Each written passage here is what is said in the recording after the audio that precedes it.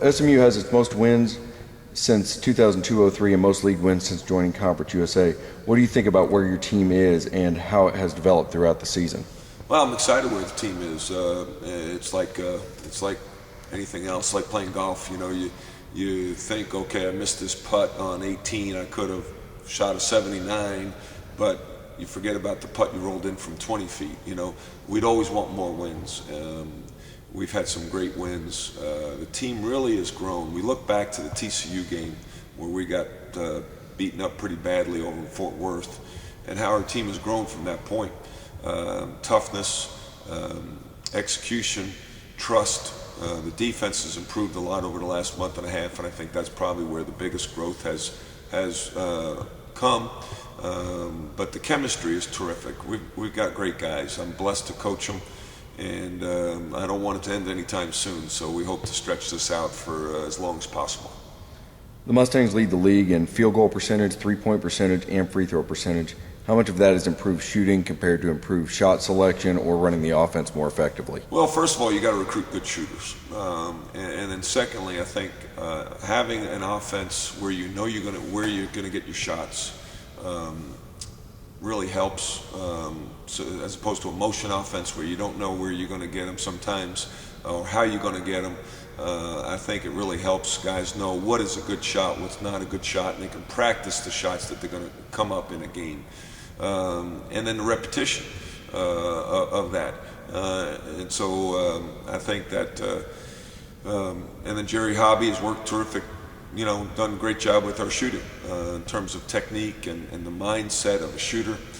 So I think, you know, Reggie Brown helps recruit him, Larry Mangino with the offense, and Jerry Hobby with the technique and the mindset. The three of those guys have really done a fabulous job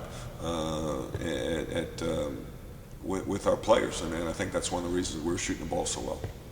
Obviously, Papadilla has been a huge part of the team's success this year. He's averaging 20 points, 10 rebounds, and 3 blocks in league play.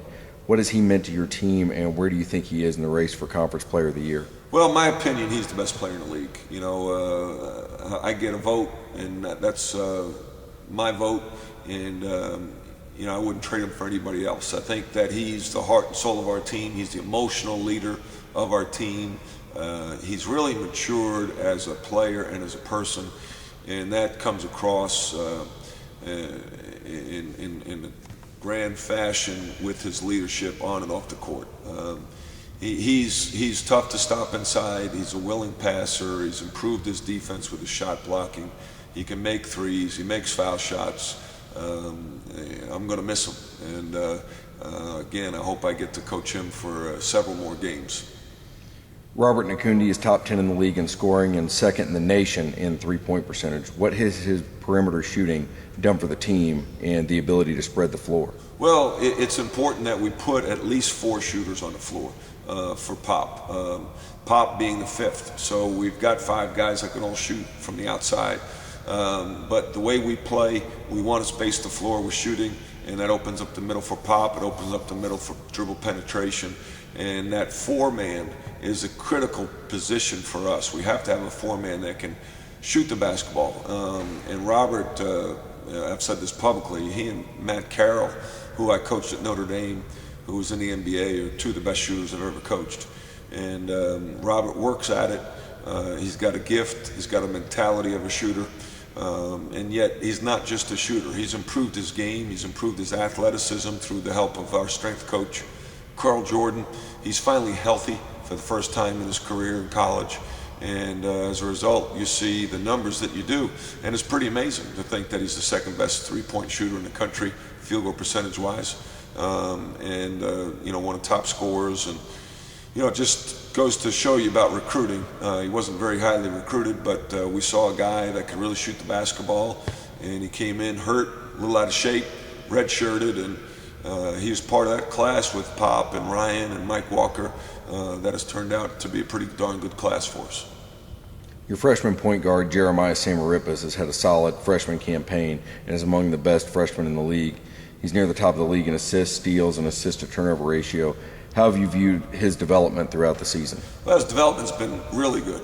I look back, I was talking with Jerry Hobby on the bus ride home from the airport after we lost at Marshall, and we were talking about Jeremiah and how our team is so different than even the first league game or the second league game where we played Tulane on the road. Jeremiah didn't start. He didn't play a lot of minutes. Colin Mangrum didn't start. So Jeremiah's growth, typical freshman, started off great, then a little lull, and then picked it up, and he's gotten better. In the area, he's gotten better decision making and his defense.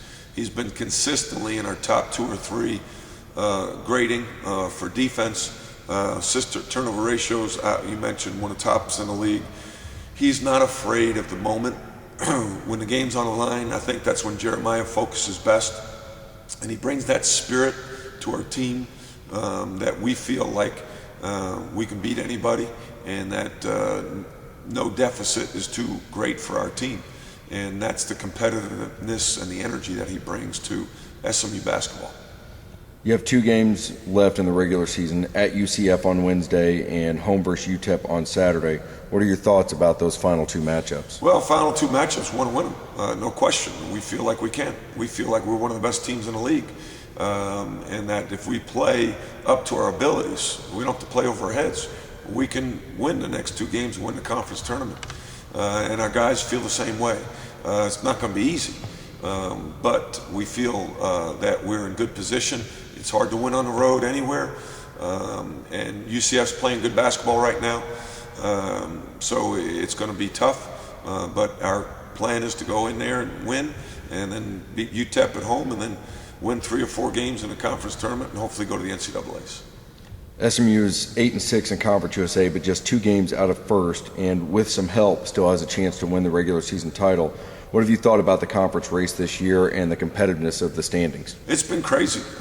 Sometimes people ask me, who would you hate to play most? And sometimes, my initial thought is Tulane, and they're in last place in our league, but they're good, and so I think there's great compression from top to the bottom. The top, is good. In the last few years, it was Memphis and then everybody else, but I think Memphis has come back to the pack a little bit. Teams have gotten better. The bottom's gotten better.